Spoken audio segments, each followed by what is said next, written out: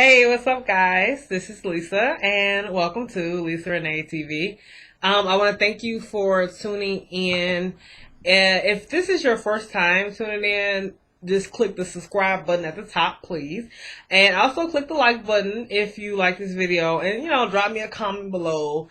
Please feel free to drop a comment below. Because I really do, care about you all's viewpoints and, your thoughts and things like that. So it would be nice to just kind of hear from you, see what's going on in your world, see what's going on in your mind. Okay, so I want to kick this video off by saying congratulations to President Barack Obama. I'm so happy that he won the second term, so he will be here another 4 more years. I'm so happy. I'm excited about the win and also like what's to come in our future for the next 4 years. And I think it's only right that he won. I feel like a lot of Republicans, they had plans to make him a one-term president, and yeah. Didn't really work, did it? Yeah, that's what you get. So yeah, they didn't know. They didn't know we had something for that ass, okay? Yeah, he won again, and I wanted him to. I got up early. It was me, my mom, and my brother. And this is also my brother, David. He is 18 years old. He's going to be 19 on December 20th this year. And this is his first time voting. And it made me so proud and happy that he got a chance to vote, like, in this really important election. And it's his first time voting. I didn't want him to miss it. So I'm so glad he's of age now so that he'll be able to participate in the election. So, we got up, me, mom, Dave, we went around the corner. They gave us a new location too. We used to vote, like, at this church, like, not too far from us. But then we voted at some elementary school now, like, down the street. So it's a little bit closer, which is fine with me. I don't care where we at. I just want to vote, so I really don't care where I am. Anyway, it was great. It was just a wonderful day, to get up and just be so excited about voting, getting Obama back in office. I think that's where he belongs, and I feel like, I'm sorry, I'm gonna be honest. I just feel like Romney had no place in the White House, him or Paul Ryan. Paul Ryan is just, I don't know. I feel like he's like too inexperienced. Like he would not have been a good vice president, like say if he had to really take over, like something happened to Romney and he had to take over. I'm like, do we really want the future, our future in Paul Ryan's hands? I don't really think so. I wouldn't feel comfortable with that. I had to move to Canada somewhere, okay? So I'm like, no, not working out for me. So I'm so happy that Obama did get in. He was at the McCormick Place in my city, Chicago, which is his hometown as well. He's from Hyde Park. I just think it's really awesome. They had a big old celebration. A lot of people were partying. And also, his speech he gave, his acceptance speech was so moving. It was really great. I think it really captured the hearts of the audience and got everybody just fired up again like they were 4 years ago.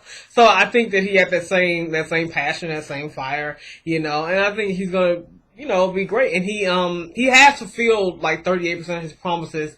I forgot what website it came from, but I watched the show Don't Sleep by TJ Holmes. TJ Holmes is the host on BET. So if y'all don't watch, Don't Sleep, please start watching it. Don't Sleep is really interesting. It really is an interesting show. It's only 30 minutes. So it's really great. It comes on at 10. Now I think they need to change the time of the show personally, but okay, whatever.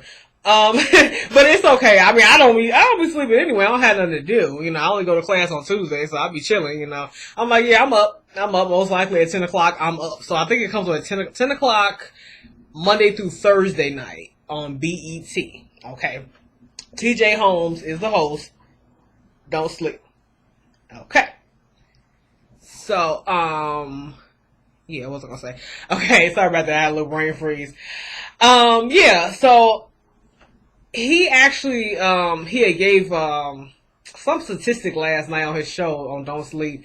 He was saying like Obama fulfilled 38% of the promises, according to some site, some political site. Yeah, but there were other promises that he hasn't fulfilled yet, which I feel he'll get to. He asked 4 more years. We gave him the 4 more years that he needed in order to fulfill the promises. So I have faith in him. It's all about having a little faith in him. So I think so. I think he'll do just fine. Tell me your thoughts and what you all thought about the election, about him winning again.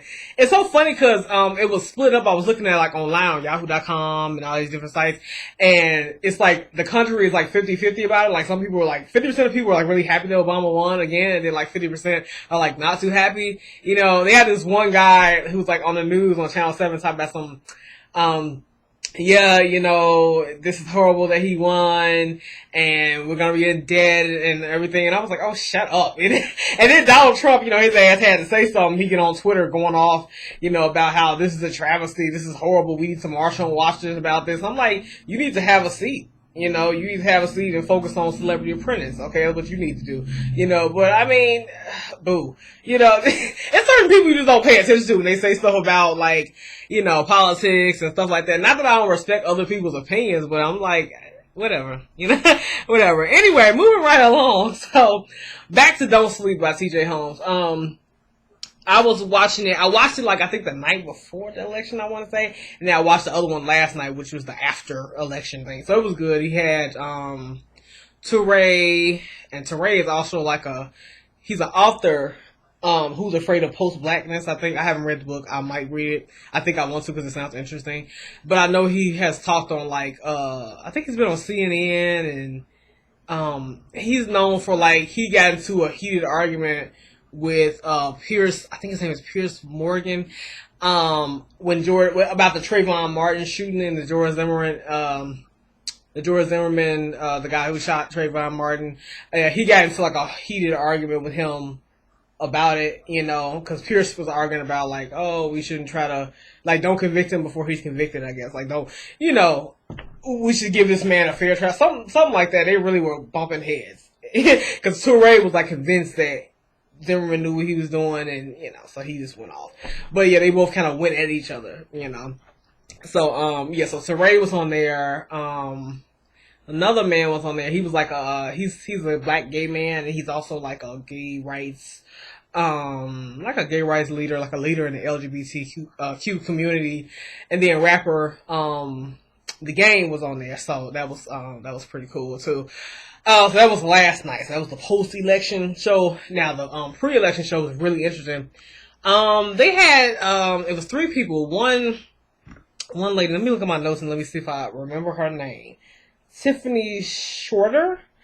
Tiffany Shorter. There was somebody else named a man named Derek. I forgot the last name. I'm gonna start copying down both names. I know y'all looking like you ain't helping because I only got one name. But anyway. His name is Derek, and then another man was named like Inaharo or something like that. I don't know. They had like really, he had a unique name. But anyway, Tiffany Shorter is a black Republican. She's a young woman too. She's probably like my age. Like I'm 24. Like she's probably my age, I think, around my age. And she's a black Republican. Like she's for like black Republicans in America, the young black Republicans. So she's on the other side. Yeah. She was really like. Of course she was riding for Romney. She wanted Romney to win. The one of the guys on the show, I think this is the guy with the unique name, Inaharo or whatever it is. Anyway, some black guy. He was an older black male, and he's so like blackatized. That's the name. That's a word I made up. Blackatized. He's so for black people, and I'm a black woman too. Like, I'm not saying I'm not for black people, but his main focus was black. That's all you heard out his mouth. Like, he felt like neither Obama nor Romney have talked much about what they're gonna do for like black unemployment rates and how to get them down and stuff like that. And I don't know. Let me look on my notes just for 1 second, because he was like. Really, he was all for like black people suffering and devastation. Yeah, and my question is, why do certain black people always colorize everything? Like, is everything really black and white? And that's what TJ Holmes was saying too. Like, it's not necessarily a black and white issue. And the other guy, Derek, was saying the same thing. Like, it's not always black and white. It's more so we are the United States of America. We are a country. We are one country. It doesn't really matter what your color is necessarily. So, I mean, is it really a black and white thing? I don't understand that. I don't understand why certain black people are really like wound up and they're just so pro-black to the point they forget that it's not really always color.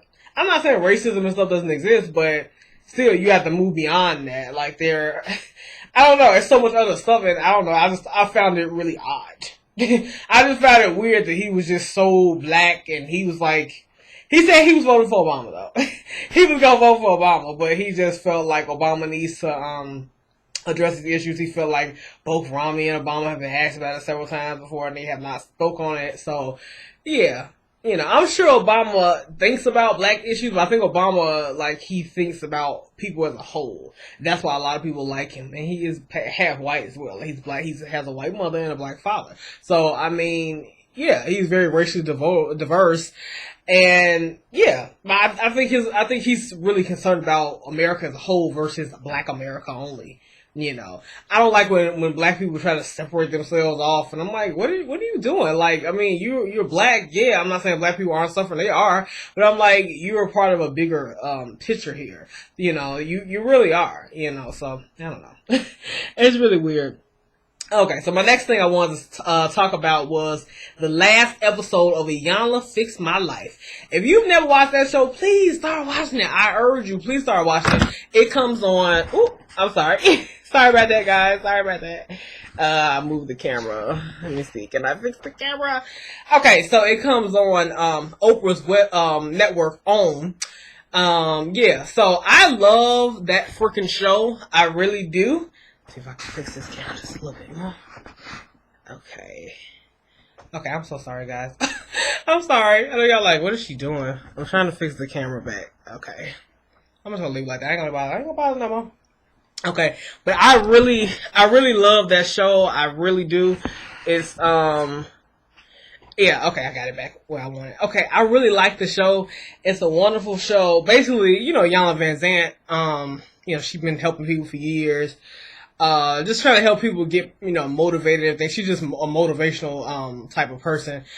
She's like a life coach is what she is. That's the title I was looking for. She's a life coach. So this Fix My Life was all for the single women. And I'm a single woman right now. I don't plan on being next year. Okay, it's over. I'm tired of being single. It's great being single, but next year I'm like, okay, nah, some things gotta turn around.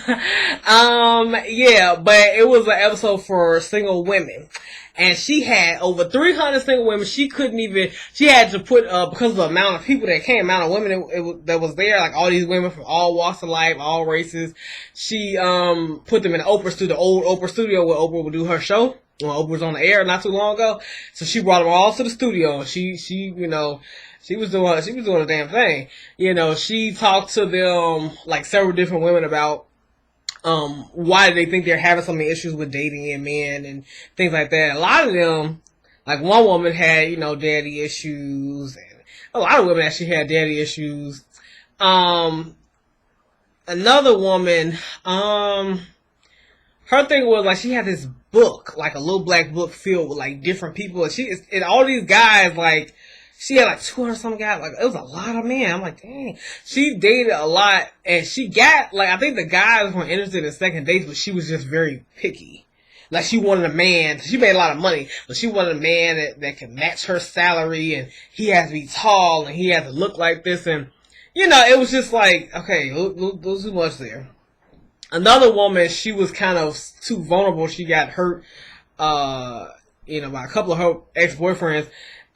Because she would kind of give too much of herself. A lot of women do that. I've been guilty of doing that. Just kind of you give too much of yourself in the beginning before you really get to know the person. Because I'm just a nice, loving person, and I think it comes naturally. You feel like, I'll give them whatever they want.